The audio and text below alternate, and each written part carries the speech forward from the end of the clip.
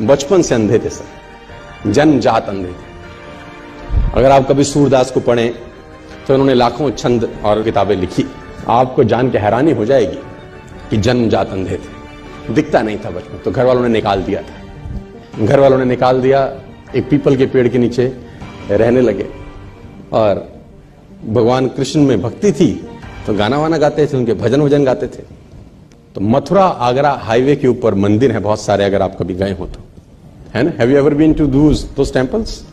Mathura Agra highway है ना, वहाँ कृष्ण जी के बहुत सारे मंदिर हैं। वहाँ पर गुलाब के फूलों की माला मिलती है, जहां आपने देखे होंगे, है ना। Have you ever been? आप में से कोई गया है ना, गए हैं ना आप लोग? तो वो पीपल के पेड़ के नीचे बैठे रहते थे और वहां भजन गाते थे। तो किसी गुरु ने उनको बोला कि तू मंदिर जा, वहां गा। तो उसने बोला ठीक है। तो चला जाता था मंदिर में, भगवान कृष्ण के भजन गाता था, मस्त गाता था, ना दिखता था ना भगवान को कभी देखा था, लेकिन कल्पना के अंदर। और इतिहासकार ये बोलते हैं कि 1500वीं शताब्दी में इनका जन्म हुआ, 1535 के आसपास, if I am not wrong. आज से 500-600 वर्ष पहले ये इस धरती पे आए, मथुरा में रहे और भगवान के भजन गाते थे। और इतिहासकार ये कहते हैं कि इनको भगवान के दर्शन होते थे। भगवान कृष्ण जब ये भजन गाते थे, इनका भजन सुनने के लिए आते थे। कितना सच है कितना झूठ मुझे नहीं पता, लेकिन आई बिलीव। मैं किसी चीज को नकारता नहीं हूं, जो बात है कहीं ना कहीं हुई होगी शायद। और घटना ऐसी हुई इनके जीवन के अंदर कि जिसमें उथल पथल मचा दी बहुत लोगों के जीवन के अंदर, कि जब ये मंदिर में जाते थे तो मंदिर में इनको नजर नहीं आता था। तो जब वो भगवान का श्रृंगार होता है हर सुबेरे, तो ये पंडित को, जो वहां का पुरोहित था, उसको बोलते थे कि ये पीले रंग के कपड़े अच्छे नहीं लग रहे भगवान पे। तो पंडित was shocked, how it is possible for a blind man to सी। उसने बोला ये पीला रंग अच्छा नहीं है।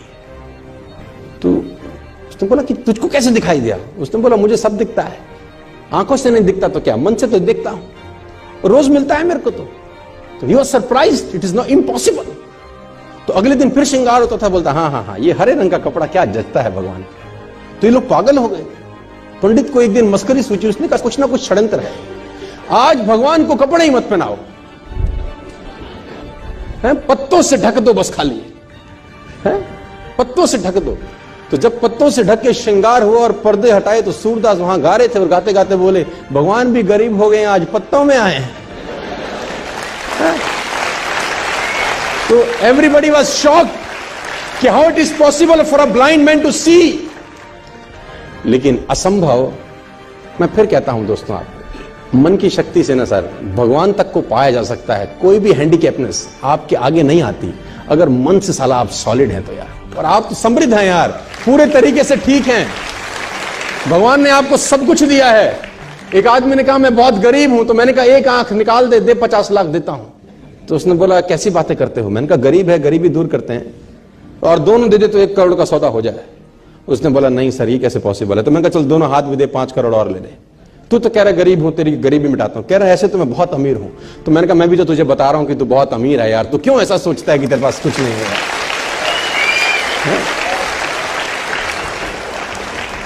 और भगवान ने सूरदास को दर्शन किए। आप सूरदास के बारे में पढ़ें, छंद पढ़ें तो आपके रोंगटे खड़े हो जाएंगे। कुएं में नहाते नहाते गिर गए, कहते हैं एक दफा। जब कुएं में नहाते हुए गिरे, अंधे थे, नजर नहीं आता था, तो पानी में गिर गए। तो भगवान को हाथ जोड़े कि निकालो प्रभु।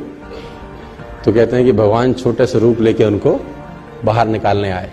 और जब बाहर निकाला तो इनके जीवन की अद्भुत घटना है। तो हाथ पकड़ा हुआ था भगवान, तो उन्होंने जैसे ही वो हाथ का स्पर्श किया, इनको समझ में आ गया कि आज आदमी आ गया है। जो अब तक सिर्फ ख्वाब में दिखता था वो आज आ गया। तो उसने कस के पकड़ लिया, उनको समझ में आ गया कि आज हाथ मौका लगा, आज मत छोड़। तो कहते हैं भगवान ने झटके से हाथ छुड़ा दिया। तो सूरदास का एक बहुत बेहतर दोहा है सर, अपने साथ लेके जाना, खतरनाक दोहा है। हाथ छुड़ाए जात हो निर्मल जान के मोहे, हृदय से जब जाओ तब सबल जानूंगा तोहे। है ना, हाथ छुड़ा के तो जा सकते हो, है ना, आज मैं कमजोर हूं तो हाथ को झटक सकते हो, लेकिन दिल से निकल जाओ तब मानूंगा कि कुछ हो।